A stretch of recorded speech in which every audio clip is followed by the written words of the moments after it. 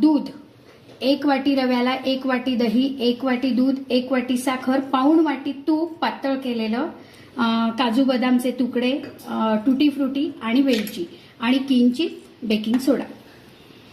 हे पहिले भिजत टाकावं लागतं की कसं इन्स्टंट होतं? हे 2 तास आधी भिजत टाकावं लागतं आपल्याला.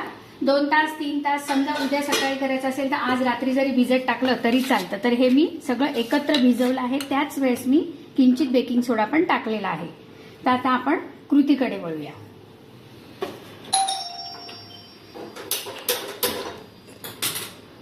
आता फ्राय पॅन मध्ये थोडं तूप घालायचं,